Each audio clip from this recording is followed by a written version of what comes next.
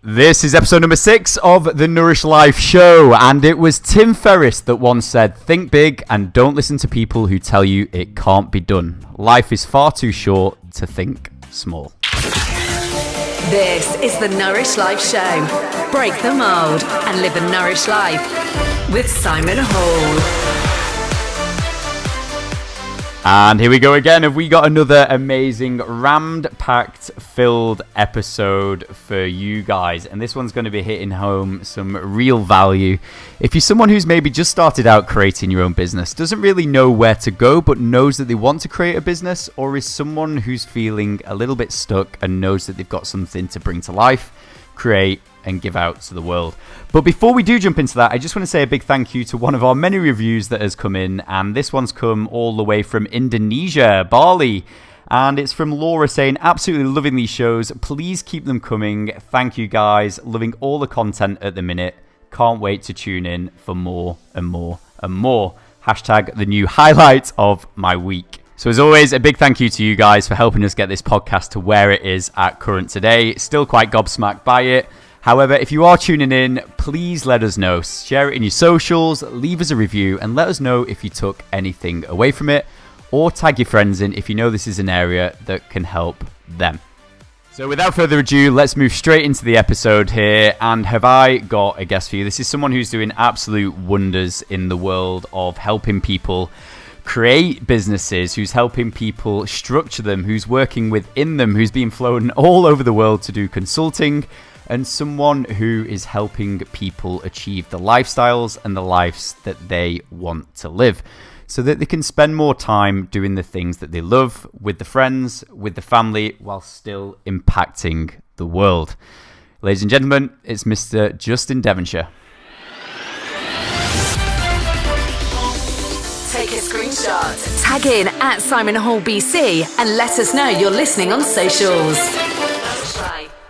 So have we got an absolutely rammed, packed value show for you guys today. This man has been a big part of my personal journey and business journey, and I'm really pumped to get him on the show and share not just his story, but also what he's giving and putting out there to the world and helping other people in as well. So Justin Devonshire, how are you? Hello, sir. I am very good. And whereabouts in the world are you today? Well, a little out of my element. I'm in Canada right now, teaching a retreat. So I usually live in Cyprus, which is a lot different temperature, but it's good. Am I right in saying it's absolutely freezing over there at this time of year? Yeah. As a contrast is the spice of life, right? So I'm just using that one now. Oh, brilliant. So what's the retreat? What sort of retreat are you on?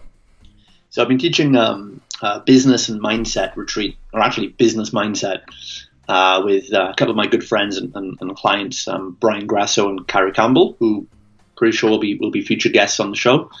And so, together we help a lot of entrepreneurs, mostly coaches, fitness professionals, people they're great experts, they have great knowledge to share with the world, but they just get in their own way for a number of reasons, as I've done, as you've done at times. We all do it. And so we really just help them on this retreat is take their mind away from the tactics and the strategies and the how do I do this and how do I do that, to just getting them focused back on who they are, what their message truly is, get it back to helping other people, and finding out the stories in their head that they keep repeating that hold them back, which I'm sure is probably something we'll talk about a lot in this episode, and doing that, and we just help them make major breakthroughs. There's always tears, there's always realizations that people eventually just give themselves permission to go and do what they want to do, and drop those old beliefs. So it's really powerful stuff, and it's always really a good emotional journey as well to see it. Yep. And I can stand by that 100%. So it was actually Justin that was one of the first people who reached out to me and helped me. How long? That was a lot of years ago, but how things have changed. Maybe. Oh, it was a long time ago. But more to the point on this, what I want to know is, how did you actually get started in all of this? Because you yourself have quite a powerful story and journey doing this. So what's that? Yeah, so I like a lot of people started off when I was in my late teens, not really knowing what to do with life, being pushed along in life, not really making decisions for myself, but being pushed along. My parents expected me to go to university and get a good job and be an accountant or a lawyer, and I never really gelled with that. I never knew there was an alternative, so you just kind of put up with it. But I never knew really what I wanted to do, never knew what I was really excited about. Even going into university and even being in university, I just chose to do a psychology degree because it was just the thing I was most interested in, if anything. But didn't have any ambitions to be a psychologist or anything. I was just going with the flow. My friends went to university, so I went along as well. And then about 6 months in, that's when I started to get that kind of awakening of, I don't have to do things this way. I can pretty much choose my own life, and really focused a lot more on my martial arts. I was doing some martial arts as a hobby back then, and I really started then going into teaching with it. Am I correct in saying there was a bit of a pro wrestle career move? That as well, yeah. That it was martial arts, MMA, pro wrestling. I was doing all this stuff, but this was just like a hobby to me because I didn't even at the time know that this was even viable as a career, because you're not taught that, right? It's like, and I took my martial arts business to doing about like 40,000-50,000 pounds a year when I was like a 19-year-old, in 3 days a week, because I had like 3 locations with about 180 students that I just built effortlessly because I just loved what I was doing. And the time came, my parents said, isn't it time you get a real job though? And, we're in social conditioning, so I'm like, yeah, I guess. And I just blew all the money anyway. I would spend it all on cars and taking friends out on weekend trips and things like that. Then you just go with social conditioning, which is just, I should focus on my life now, and you can't run martial arts classes forever. That's not a real thing. So packed that in, went more into martial arts, and then through some injuries and things, I eventually realized I was probably good at professionally getting beaten up, but not good enough to be a winning fighter. I went into fitness and conditioning instead, and I started actually helping the athletes with things like that. So went into strength conditioning, fitness, became a personal trainer, all that stuff, and then slided into the fitness industry. And then I dropped out of university in that first year, went back into college to do a sports studies degree, like a course, then a foundation degree in health and exercise science, and really started learning about, making a career out of fitness, making a business out of it. And that was back in the UK, 10 years ago. And then to cut a long story short, I then started working out of a gym. I still had no ambitions of really having a business of my own. I just wanted to be a great trainer, make a good income. Started working out of a gym, and I started then learning from marketing podcasts. And they were just called interviews back then. Now they're called podcasts. Yeah. But learning all the stuff, applying all the techniques in this little gym business I worked at, and eventually started taking over the whole thing, where the boss just started giving me the keys. And I was like, okay, so I just loved it. I was getting drastically underpaid, probably like illegally underpaid, but I just wanted to learn the industry, learn the ropes. I would open up the gym in the morning. I would stock all the fridges, clean all the floors, answer all the phones, do all the classes, do all the personal training, do all the tours of the gym, do all the sales, do all the numbers, close back up again end of the night, and go home happy. Until I did that for a long while, and then started realizing I wasn't really getting appreciated nor paid for it, because the boss then said, you can keep doing all this stuff and all these new ideas and projects. And I was doing charity fundraisers and brand new group training programs and nutrition courses. And then the boss said, you can keep doing all this and you get to keep 5% of the extra money you make. Okay. And like a lot of trainers, and you've been there too, and we've all been there, where we get to that point where we feel that we're either not creatively able to express what we want to do, or we're not appreciated for it. And that then leads us to go self-employed. We just think, well, I may as well do this for myself if these people aren't appreciating it. Yeah. Yeah, and that was around the time actually that I wanted to go and start my own business then. This was about 8 years ago. And at the same time, I was having a conversation with my father, who is a bit of an older guy. He's coming up to his 70s right now, and he loves the Greek islands. He visited the Greek islands, Corfu, all through his life, and his dream was always to retire and then go and live in Greece, which he did. And then he'd been out there for a few years, and we had a conversation one day, and he just said, don't make the mistake I've done, because I'm bored as hell out here, and all my best years are behind me. So he said, if you want to go out and live in the sun, the Mediterranean, like I did as well, I think it's the Italian blood in me. He said, go out there now. He said, go and build a lifestyle first, and build a career on top of that.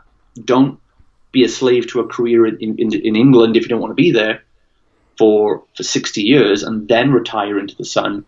Build a lifestyle first. And that lined up with some other books at the time I was reading, like the 4-Hour Work Week and things like that.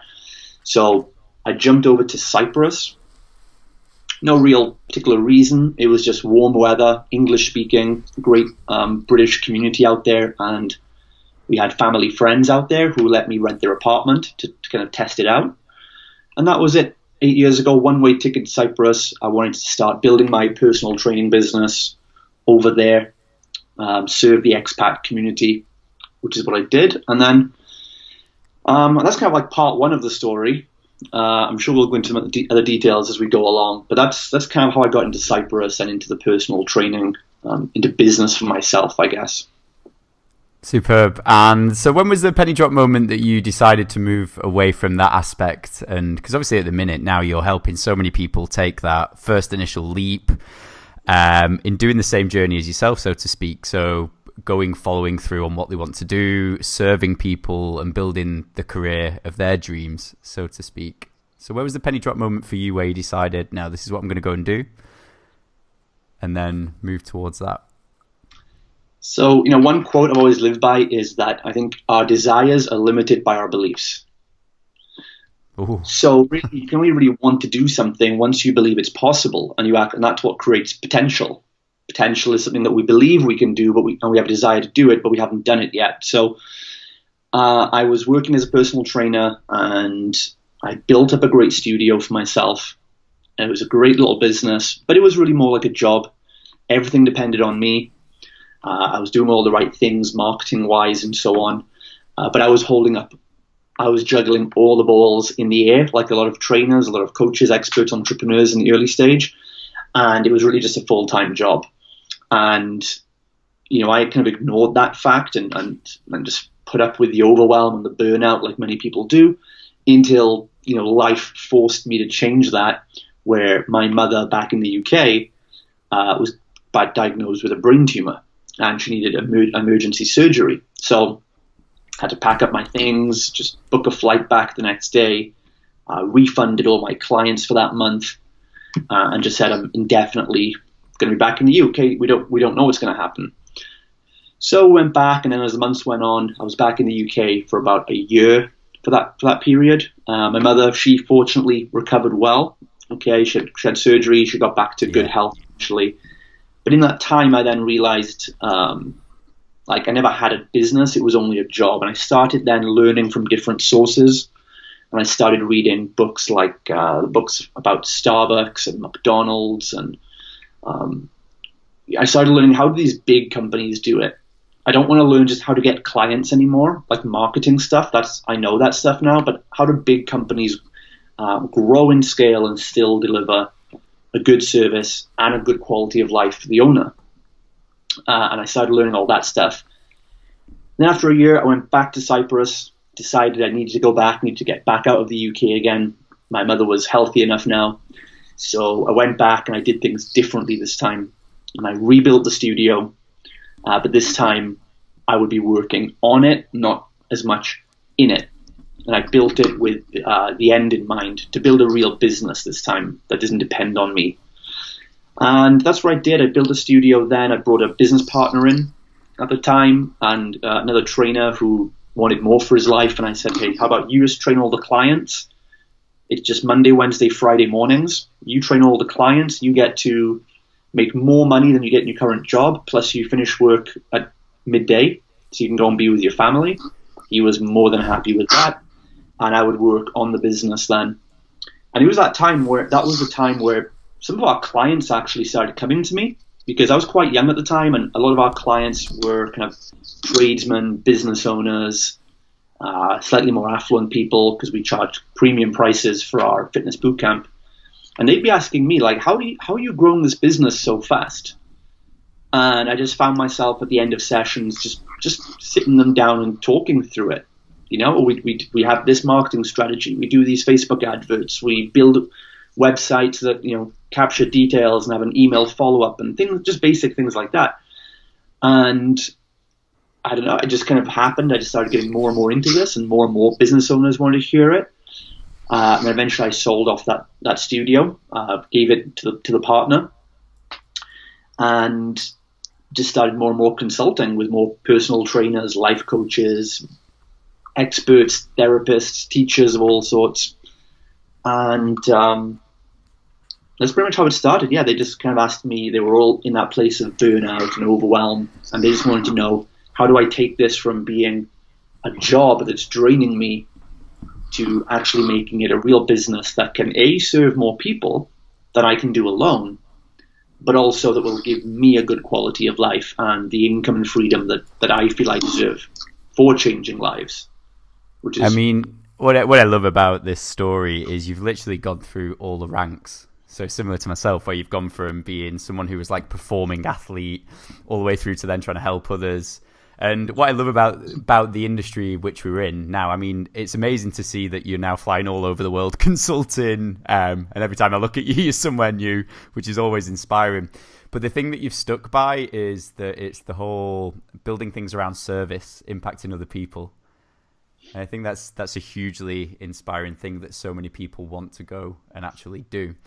Now, for you mentioned before there were some books that really helped you make those decisions and maybe get through those grey zones of being, well, from my own experience of going through the identity crisis of being the person who works within the business to being the person who works on it. What would you say the books that have best impacted that transition and B, your career shift as it has been? Yeah, good question. So I think it's important to look that there's two aspects of this, because there is the technical side, and a couple of books I'll recommend that will help you with that strategy and implementation. But the other side is really, it's the mindset, personal development side, because I made a post about this the other day, actually, that if your identity doesn't change, you can change the outside structure, but on the inside, you'll stay the same, and you end up just worse off with more load to carry. It's kind of the same like if in health. If you like abuse steroids, let's say, your structure, your joints are going to be able to handle more load, but internally, if you feel the same, it's just going to backfire on you. So, or you become dependent on those things. So, for the technical side, two books I definitely recommend for any entrepreneur. It's going to be number one, the E-Myth. I love that book. That's the foundational book on what are systems, how does a turnkey business work, which takes principles from any franchises, McDonald's, KFC, Pizza Hut, whatever, and helps you apply those principles into your business. And number two is going to be the 4-Hour Work Week by Tim Ferriss, which is no surprise to anyone that knows me. Pretty much that book is my Bible. Pretty much it opened my eyes to so much back in the day, and living life on the 80-20 rule, and most stuff we do is unimportant and things like that. So that's two books that'll help you really with a business point of view. But then you've also got to look at the mindset, because I did that work, and I sold that first studio. I then built another facility in Europe, which we took to like a high 6-figure level. But I realized I was actually still paying myself the same. I was still making just like a minimum wage, $1,500, $2,000 a month out of the business. I could have taken more.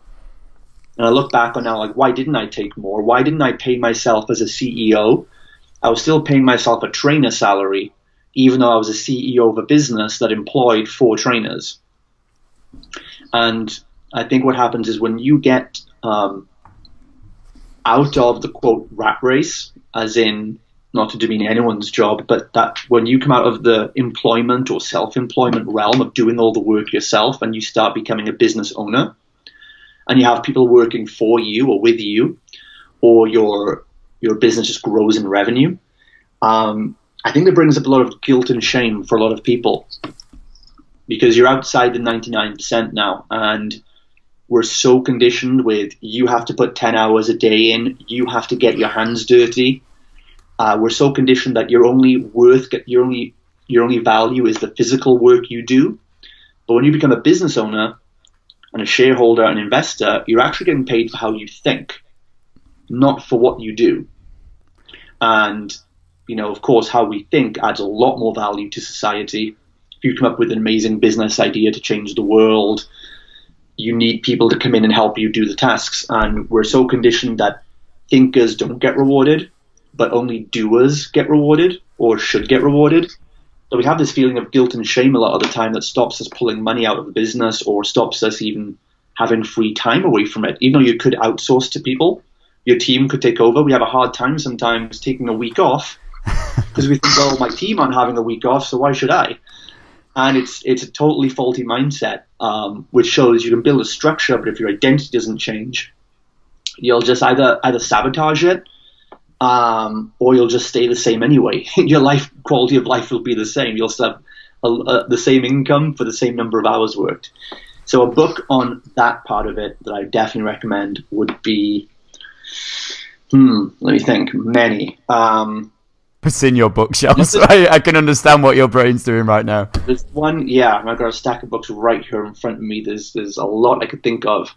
A good one would be Rich Dad, Poor Dad, actually. Oh, is it Tim Kawasaki or Kawasaki? Rob Kiyosaki. Yeah, fantastic. Rich Dad, Poor Dad. It's 30 years old now, but that's the book that just outlines the 4 types of making money. That you can be employed, where you have a job. You can be self-employed, where you own a job. You can be a business owner, where you own a system that produces results. Or you can be an investor, where you use your money or skills to purchase and acquire other entrepreneurs' systems. And that's a really good one to really get a feel for the 4 different types, and that there's no judgment on any one of those, but you've got to find what's going to serve your goals and where you are at this point of life. And I've been through all of them, from literally an employee up to now being an investor in other companies. And yeah, that's a really good book for anyone who's in that place where they feel they're doing too much, or they're not doing the right things in their business, or they want to work on the business. Yep. That book will open your eyes to a lot of psychology around it all. Awesome. So I've seen a lot of growth from you, and there's one significant moment where I think it completely flipped a paradigm and you just went all in, and this was when your amazing son was born. So what I want to know from here, because I get to speak to so many people, and they always talk about how when the child's born or something like that, it just makes them, it gives them a whole new lease of purpose and intention for life. How have you found that? Yeah, that's true. My son's 2.5 years old now. The little hero. I mean, it gives you a kick in the ass. It really, because for me, my life was my businesses were very systemized. I had a lot of free time. I was able to provide for him when he was born, so I didn't kind of freak out over that. Some people are not in a fortunate enough situation, but for me, it was still the mental aspect of pretty much now everything you do, someone's watching you as a role model every step of the day now, and every year, and especially when you know that how much you're conditioning your children, especially in the first 6 years, they absorb everything about the world from how you act. It's, guys understand this. It's like, when an extremely hot woman walks past, you prop your chest up and look good. It's like that 24/7 when you have a child. Oh, especially for a man who has a son as well. So you're the big lion now. You've got a little Simba, and you've got to be on the board. And it's really good. It's a really great discipline exercise. And it also gets you thinking about, or got me thinking about the long term. Because I kind of you came at the perfect time, because I'd hit a bit of a rut where, okay, I've got this freedom, I've got these businesses making money, I've got what I need, what next? And I kind of had ideas about, I'm still making an impact and changing lives, but if I'm totally honest, it wasn't like lighting me up inside. Yeah. I'm changing life, but I'm not like excited to jump out of bed in the morning, if I'm totally honest about it. But then when my son came along, you do start thinking about the future, and you do start thinking that, wow, we have this opportunity now with our business and the people we work with to make lasting change that we might not get the full benefits of, but our sons, our children, their children, the legacy, will enjoy those benefits. So it really gives you something more to work for. Legacy, that's it. Yeah. He's just such a bubbly kid. Something that I love is someone once said it to me, and it's always stuck with me, which is, I'll never remember what my father really said to me, but however, I will always remember what he showed me. And I think that's such a powerful quotation around that. There's a lot of people who are thinking and looking to take the leap and maybe move or create a career. What would be your initial first steps to someone to maybe get clearer on themselves before maybe getting clearer on the business that they want to create? How would you really say to someone the best place to start is? Yeah, I think, the first thing to say is that it really is an amazing opportunity to grow a business. Anyone can grow a business now. So the first thing you've got to do is ignore any advice, as well-meaning as it might be, from friends, family, or armchair experts. If they don't have a business, you have to ignore it, because they mean well, but they're just trying to protect you. But I saw an article yesterday, the highest paid person on YouTube making $22 million a year is a 7-year-old Korean child. I saw this. It's incredible, right? Isn't it? He reviews toys, and he has 50 million subscribers, right? So clearly we're in a time where the rules of old just do not apply anymore. It's destroyed. There are 14-year-olds making $100,000 a year playing video games, right? The technology and the opportunities have all changed, and the people who are going to put you down and tell you, stay in a good job, it's very hard to start a business, it's all nonsense, right? Because they just don't understand what is actually available. It is the best time ever in civilization, where wealth is so abundant that literally you can be a 7-year-old reviewing toys on YouTube and make $22 million a year. Exactly. Right? The world has changed far faster and beyond what most people in your life believe it has. So that's the first thing you've got to remember. Because if you come into business with this mentality of the common stigma, that don't most businesses fail, and isn't business expensive to start up, and all this thing, they're just belief patterns perpetuated by people that either did fail or never even tried. So you need to, first of all, immerse yourself with people, content, mentors, in person, books, groups of people, like watching things like this. And reading content like this and things from people that are doing it, that can actually give you the real perspective. Not to say it's all going to be rainbows and unicorns, but the fact is we can give you the realities of what are the real challenges and what are the real opportunities. So that's the first thing. You've got to start not poisoning your mind with people that are just toxic. Keep those people in your life, sure. I'm not saying abandon your friends and family, but when it comes to business, if that's what you want to do, then my advice is always, if you're looking for a mentor, either in a book or in person, the simple advice is look for someone who has been where you are and has what you want. They've got to have what you want. And if they've been where you are, like they came from the same background or place and had the same obstacles as you, it's going to allow you the confidence to follow in their words even more. And that's the first thing I would say to most people. And then the next thing is start with start with what are you really good at. You've got to find out what's your lane, as we say. And we spent a whole week talking about this to business owners here. It's all about, because business owners, you will work a lot, right? You will work a lot, but people like Simon and me, we can work all day, but absolutely love it. It doesn't feel like work to us. And that's the difference, where you're going to have a very different perspective to the common person with a 9-to-5 job. Because we get to do what we love all day long. So we wake up excited to do it, and we go to sleep thinking about what we're going to do tomorrow. And that's not necessarily a bad thing. It only becomes a destructive thing when you're doing the tasks in the business that you don't enjoy.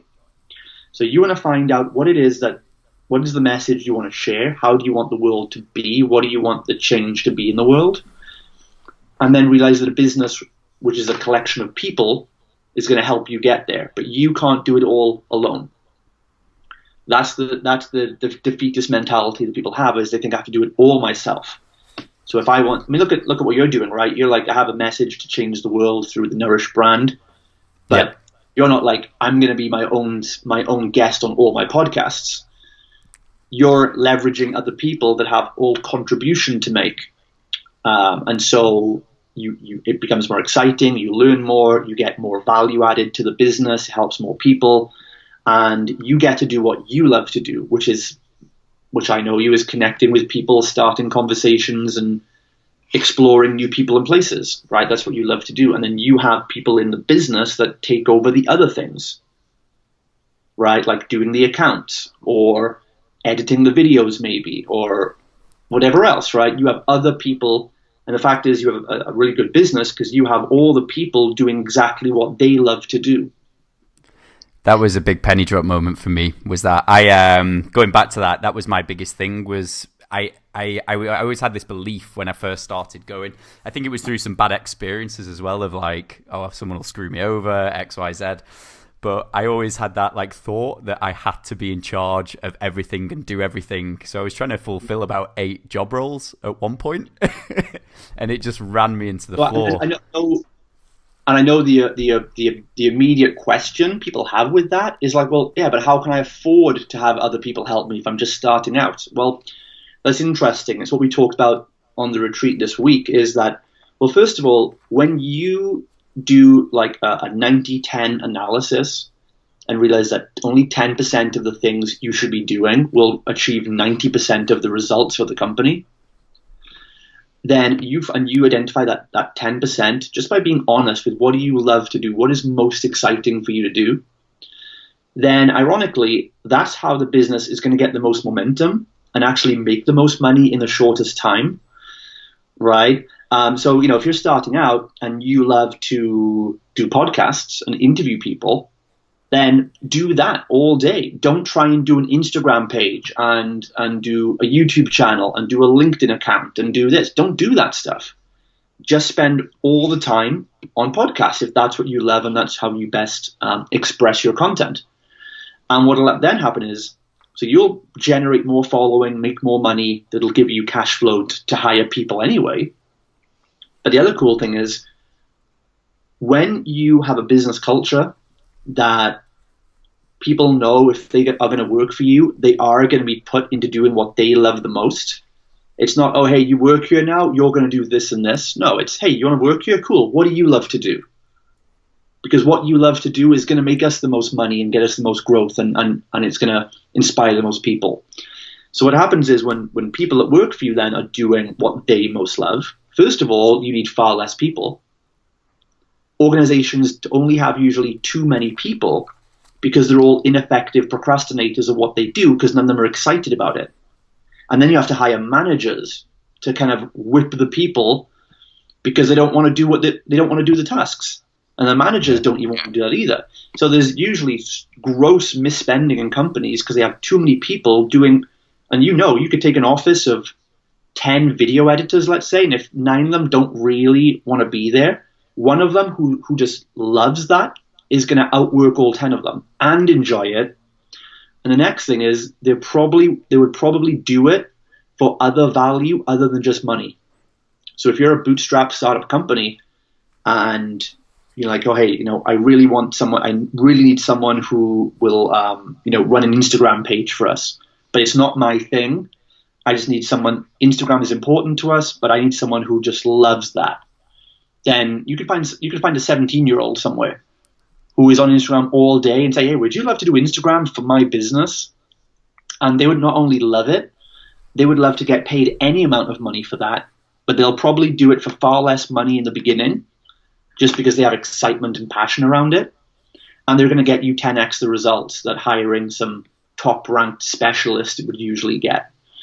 So it's not a spiritual principle, it's a strategic one. If you find what you love to do most and focus on that, and you put everybody else in their lanes, you have like a little team of superheroes then who all have their own superpower, and 5 to 10 people can literally build a multi-million-dollar business that way. I mean, that's what Instagram was anyway. Someone, what was I listening to the other day? I think it was on about the building and sale of Instagram. And when it sold for however many billions it sold for, there was only something like 4 to 6 people actually working there that sold $1 billion. So, yeah. The other 4 to 6 will stay up in their parents' garage or whatever, building it every day because they just love it so much. And they all see the long term, and they all see we'll get paid in the future. We're getting paid in fulfillment right now. And so, yeah, that's a principle we work on a lot. And you'll see that a lot now. A lot more companies doing smaller things, a lot more collaboration versus competition. And it's just an amazing time to be getting involved in this. So say people have made the leap, made the jump, and they've got that clear vision of what it is that they want to do, give out to the world, and the impact that they want to have. Where do you personally see because I know the amount of people you work with, so I'd be really interested to know, where do you see the common correlation is where people either really start to struggle or kind of like you see people failing? Does that make sense? Mm-hmm. Is there a certain area where you see that really catches people out or trips them up? Yeah, it's always down to 4 key emotions. It's I always say fear, doubt, guilt, and shame are always the things to blame, right? So it's fear, doubt, guilt, and shame. And entrepreneurs have a disastrously high tendency to mismanage all those emotions. And it's mismanaging emotions which ultimately leads to our actions or inactions. And so, fear and doubt, obviously, that's especially on a startup level, it's the fear of new things, it's the fear of risk, it's the doubt in yourself that you're good enough and you have anything of value. And then once you cross that kind of validation line, once you validate what you have some clients, you're making some money, it's growing, then, as I said earlier, you move more into the feelings of guilt and shame crop up instead. I mean, it's funny because entrepreneurs have the 2 biggest things entrepreneurs complain about is A, having nothing, and B, having everything. That's so true. So if you're complaining that you haven't got enough, it's because you're living in doubt and fear, and you haven't taken enough action. And if you're complaining that you have, I've got all this free time, I'm bored, I don't know what to do, I've got all these employees, then it's because you've got guilt. You're usually dealing with guilt and shame. And so, which are all forms of fear. They're all derivatives of fear. But so that's the first thing. And entrepreneurs, then, it's a very isolated place being an entrepreneur. As I said, you've left the 99%.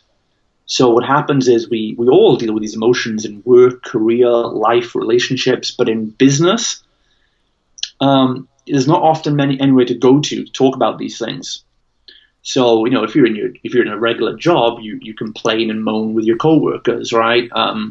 You can complain and moan and vent and express things to your friends about your health or your relationships. It's common, but who do you go to if your friends are, let's say, not entrepreneurs? How do you go out to your friends after a certain point and say, hey, I'm really bummed today because my £100,000 company didn't get that deal we wanted, we worked so hard on, or we expected to do like £50,000 in a launch, we only got £30,000, and everyone's just like, oh no, poor you, right? Or they just don't understand your ambitions and they'll tell you to give it up and why don't you just get a job and you're working so hard and all this kind of thing. So a lot of these emotions get pent up in entrepreneurs. We don't really have a support system usually to express it or even learn how to deal with these things. And what it turns into is, especially these feelings turn into anxiety and then to anger, which is, anger is just pent up emotion we haven't expressed, until anger eventually hits rage, and then you express it blindly. That's your body literally filtering it out of you because it can't stay there. Yeah. If you suppress rage, the next thing you get is an illness. Would you say that this is where it becomes a bit of a struggle for people, where they turn to like the alcohol and drugs and stuff like that to suppress that as well? Yeah, it's suppressants and escapism, and this is what addictive behavior is. It's a coping mechanism. So, especially here with my friends Brian and Carrie, who are world leading experts on this, and they say that our subconscious beliefs will kind of bleed through us in 4 ways. We're always bleeding our subconscious beliefs. They're always on display if you know where to look. They're made conscious through our thoughts, our emotions, and then more commonly they come through physical symptoms, and then through our behaviors. So behavior, including words. So if you can, our behaviors, addictive behaviors are literally symptomatic of belief patterns running through your head that you don't want to talk about. Or a belief could be, nobody wants to listen to me. A belief is, I have nobody to talk about this. Which they're all just stories. They're not actually true. You could find someone who would listen to you, but when we don't think there's a way out, we'll look to an addiction as a coping mechanism. It's a distraction. It's escapism not from reality, but from the thoughts. And that could be through addiction to work. And entrepreneurs have a good one with work, right? It's like we'll always use our environment to cover up our addiction. So a very social person, maybe someone that enjoys being social, clubbing, a celebrity, they'll usually turn to alcohol and drugs because they can hide it. It's like, well, I always go to the clubs. It's my job to go out and be social. So I'm only having a couple of drinks. And it's harder for people to identify it and say, well, you've crossed the line. Same with entrepreneurs, where it's easy for us to hide behind doing more work. We're addicted. We can be addicted to work destructively, but we can tell people, oh, it's just a project I'm working on. Oh, it needs to be done. We're hiding it in our everyday behaviors, so it's harder for other people to spot. And so these kind of addictions, overwork, burnout, overwhelm, and maybe even alcohol, drugs, things like that will happen. So yeah, that's the kind of darker side of entrepreneurship. But it all comes down to understanding what are the beliefs, the story, the narrative in my head that is ultimately leading me to these behaviors. Because it is something disempowering you're believing, you don't think can be solved, but it actually, if you look at it consciously, it probably can. I think as much as a dark undertone to what's going on, unfortunately, especially in the realm where we work, it's becoming more and more and more. And unfortunately, I'm seeing it in social groups and stuff like that. So, do you know what I mean? Well, and if you're an expert or someone who is, if you are an expert in something and you're trying to do this through an expertise you have, then you're conditioned with this already, that you are the value and you are the one being judged because you feel that my product is me. It's a bit different to if you start a business, selling T-shirts, for example, where you're not the face, it's not based on your years of expertise or your credentials or anything. You're just selling T-shirts. So pure entrepreneurs in that sense don't tend to go through as much of the same imposter syndrome as we would, because we're expressing this based on our beliefs, experience, certifications, client results, and social media presence, which is a huge one, right? So there's a lot of this comparison game with us comparing ourselves to other people. And yeah, you're right, that can definitely add to the anxiety and the fear, doubt, guilt, and shame that we feel. Totally. I mean, I've been fortunate to come and speak at some of your events and actually partake in some as well, and the retreats.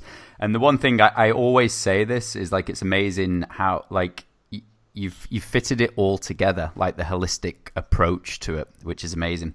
Now, obviously, I'm a big believer in the person must thrive to enable the business to thrive. So what tips and habits do you do yourself? Do you have any non-negotiable habits or anything like that for yourself? Because obviously you're managing 10 times more than the majority. And is there any tips or hacks for enabling the person to thrive at the best you'd probably give to those maybe starting up or maybe looking to take that leap? Oh yeah, definitely. So that's all predicated on what we've talked about so far. So, for the listeners, take in what we just said about those mismanagement of those 4 emotions, because that's really where it all starts from, and that's why we need to optimize ourselves. Because do you do any form of like awareness or journaling work or anything like that? Yeah, every day.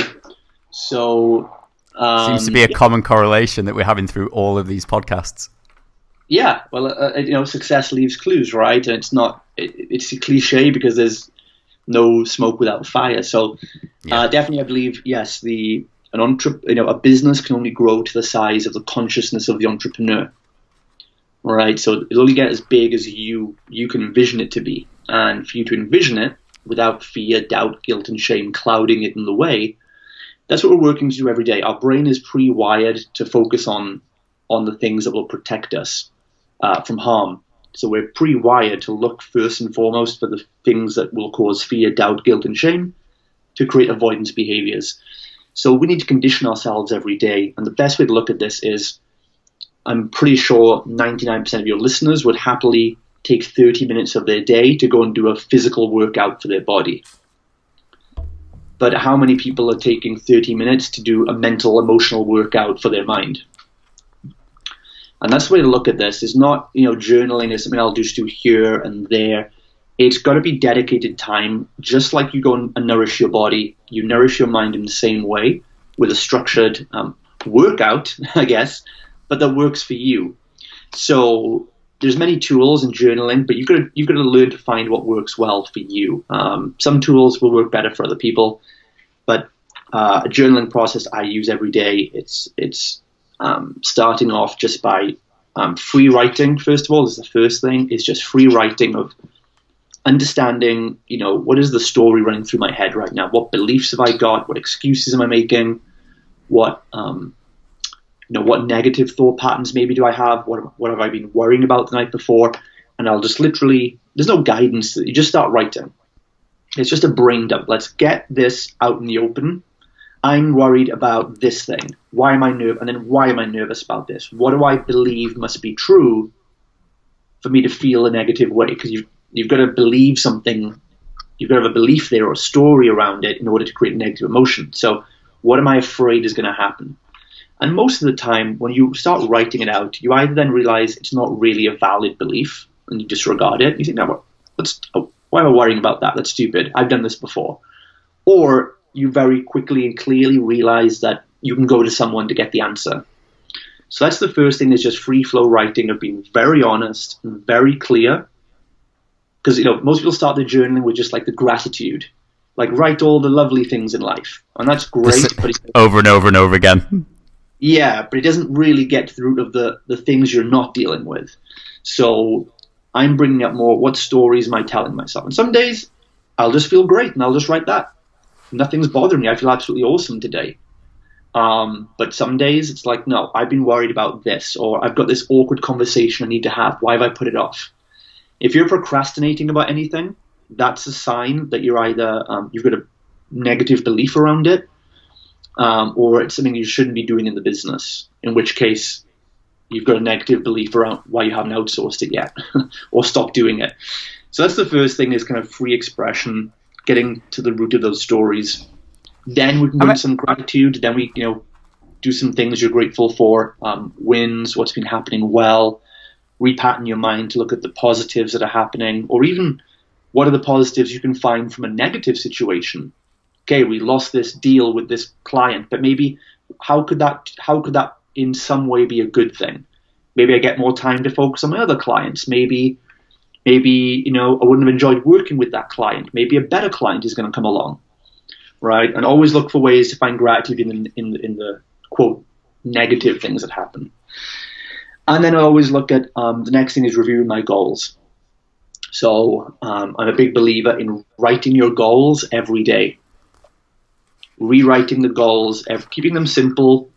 Having, what is your outcome for your health, for your wealth, for your relationships, for your contribution, whatever's important to you. And I'll write a little paragraph for each one, just a little vision statement for each one that I rewrite every day.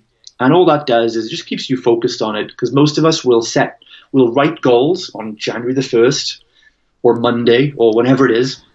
And then on that day, we start the process. We start doing things. We start doing tasks to fulfill that goal.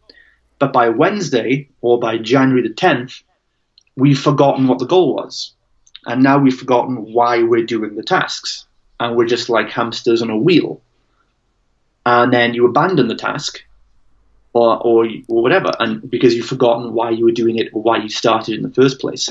So by rewriting the goal every day, it's massively helpful to remember why you're doing it. Same with business, with health. Maybe you're a month into a workout program and you start getting frustrated that you've got to eat clean or go to the gym today. And that's only because you've lost the connection of the vision of why you're doing it in the first place. So if you rewrite that vision, I'm going to look good, I'm going to feel confident, I've got my wedding coming up or whatever it is that's motivating you, that sometimes is enough to re-spur you to take that action again in a joyful way. And if you just do that every day, it's virtually impossible to not get where you want to get to. I love that. I was, do you know, with regards to the free writing stuff, when you do the free flow writing, is it simply a case of just putting pen to paper without justification of the words that are on the paper? So it's just let it go. And then am I correct in saying that if you do lift the pen off the paper, it's because emotion's getting in the way? Would I be correct in saying that? I get what you're saying. No, it's not really a free flow exercise like that. You can do it that way if you want to. But I feel the more conditions you put on it, the more you get into overthinking again. So it's really identifying, what thoughts are on your mind that you haven't really wrote about or expressed yet. So we've all got something. Usually it's one thing every day. Why am I putting off this conversation? Why have I not done that thing yet? Why am I not sticking to my nutrition plan? And these might not be big things, right? But that's the thing. If we catch them early, they don't become big things. Because success doesn't happen overnight, but failure doesn't happen overnight either. Right? And so when we catch things like, hey, I started this nutrition plan, why have I stopped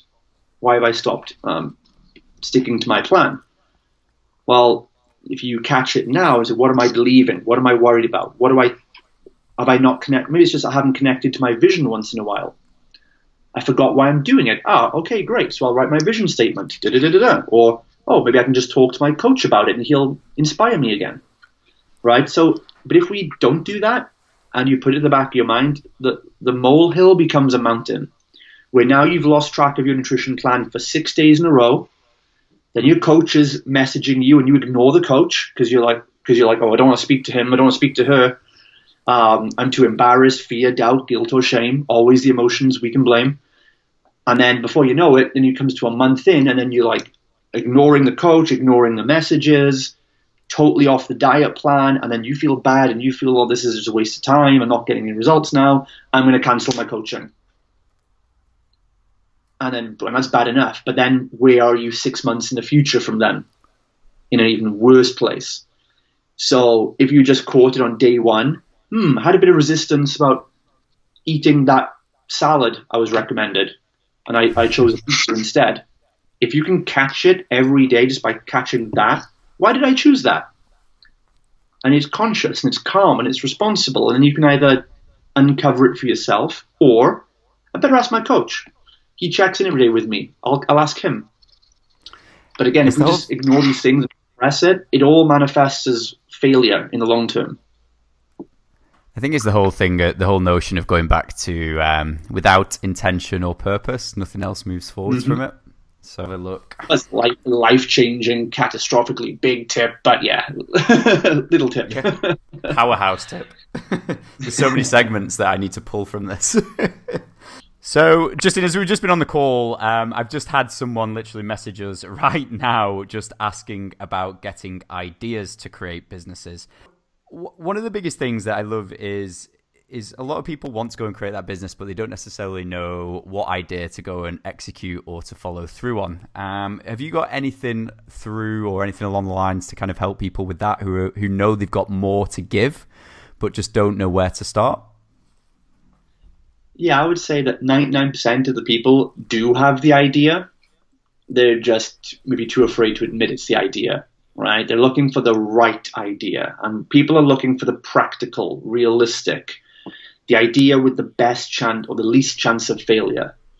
And they usually ignore the real idea they want to do, which would actually be most exciting to them because they can't see how they're going to be financially supported doing it. Yeah. So when most people, if you are at the point where you're considering leaving your career, which you've probably spent 10 to 30 years nurturing, if you're having a conversation about leaving that career and taking a giant risk in life to be in the 1% of people, and you're telling me you don't have any idea what you want to do, I call BS on that. You do have an idea because you must have had a spark of an idea of something. You probably just don't believe in it enough, and so you've come up with a few other ideas that are more practical to draw this decision out. So again, remember, 7-year-old makes $22 million on YouTube reviewing toys. Anything can make money today. The technology and tools we have goes back to the first thing I said, is immerse yourself in the belief that you can have, there's a $1 million company that sells pet rocks. I was just about to go there. Like, let that sink in, right? Pet rocks. You have skills, talents, passions, abilities. Just remember that your idea, it's going to be the thing that excites you the most to wake up and do and work on every day. We get a bit distracted or distorted because we think that, again, it has to be that we're conditioned with this manual labor. And maybe there's an idea for, I would love, this group of people to have this new outcome in life, but I don't know if I can do all the work to achieve it. And so it's not a good idea. But that's not the point. You can find people that also want to contribute with you and do that. You don't need to be the one doing all of the tasks. If you're a natural idea person, then just have ideas and find other people that love execution. If you're someone that loves executing, but you haven't got you love being, let's say, in the dirt, but you can't think of an idea in the clouds, then find someone. There's a mismatch. There's a match everywhere. There's people that have great ideas and no money to do them, and people that are waiting to invest good money, but they haven't got good ideas. So it literally becomes, when you realize you haven't got to do it alone, and you can find anyone in the world who would love to fill in the puzzle pieces, that will actually allow you to see that a lot of your ideas can work. They can all work, but the one that you're going to make work is the one that you are most excited and passionate about. I think when it comes to the idea as well, going back to that rocks, the pet rocks, which is what, a rock in a cardboard box and some fake grass. Yeah. The other one I've seen, and this is just the best for marketing. It just absolutely has me bent over in stitches laughing. Have you seen the? I think it's a couple in Asia or somewhere like that who are selling air, so bottled air, and the marketing, the marketing is them on a hill with a net catching the air. It's just it's hilarious. I think there's always an idea, isn't there?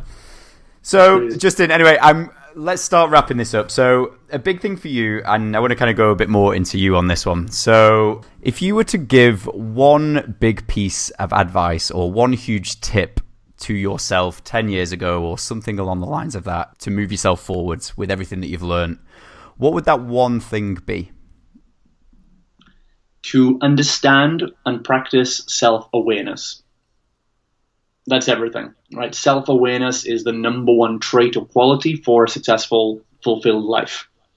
Without self-awareness, you couldn't even have a list of things to be grateful for, right? Because you wouldn't even realize what it is. So self-awareness, again, it's a very big concept, and that's why you have to go and learn what it is and practice what it is for yourself.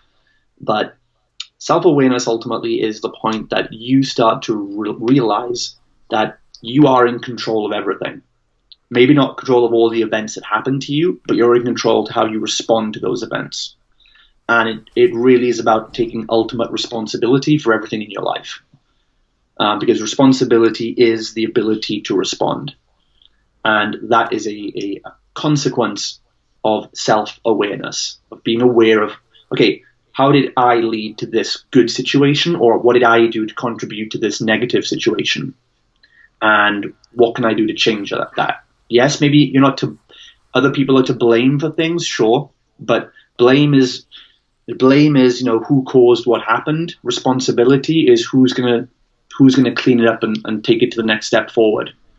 And so that is the number one thing. If you don't have that, you can't succeed in a career, you can't succeed in relationships, you can't succeed with your health, you can't succeed in business, you can't do anything. Most of the world are living below self-awareness, and so they just think they're a victim of circumstance. And they're just pushed around by the world, and they can't do anything about it, so they may as well just stick in that job they don't want to be, stick in that relationship they don't want to be, keep the body they don't want, stick in the business they don't want, until they eventually die, pretty much. So the one thing is understand self-awareness, learn what you can on it, buy the books on it, and practice it every day. And if you took responsibility for everything in your life today, you wouldn't recognize anything in a month from now. That's an absolute mic drop statement right there, literally. And Justin, for everyone who's been listening, where can they find you and where do you hang out online? So you can find me on Facebook at justindevonshire.com. Most of my audience online is mostly for, again, fitness professionals or coaches that want to grow their business and make money doing what they love.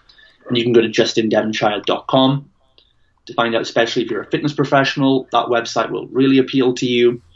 But yeah, you'll find my name on social media around the place.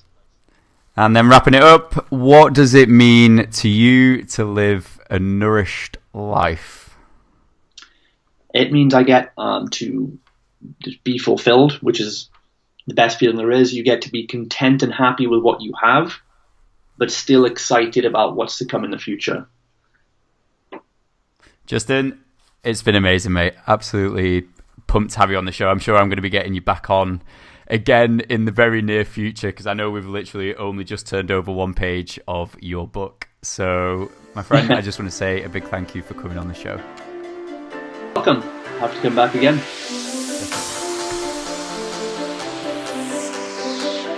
Ready to break the mold? Learn more about leading a nourished life by visiting the Nourish Group and Simon Hall on Facebook, Instagram, LinkedIn and Twitter. And there we have it. That's another powerhouse episode of value delivered to you there. A big thank you to Justin Devonshire for coming on the show. Definitely be getting him on again, as I know we've literally just scraped the barrel for what that guy can speak about. And if you have taken something away from it, or the show has impacted you, we'd love to know. So please leave us a review, or just tag it in your socials, or tag a friend if this is something that you know that they can benefit from. Now, if you are someone who's looking to break the mold and move forwards in your own life or nourish your own life, we do have a free community over on Facebook. So if you just go to the search bar or any of the links in my social bios, you'll be able to see the Nourish You community. So feel free to click the link, invite yourself in, and join the group of 3,000 people from all over the world who are moving forwards.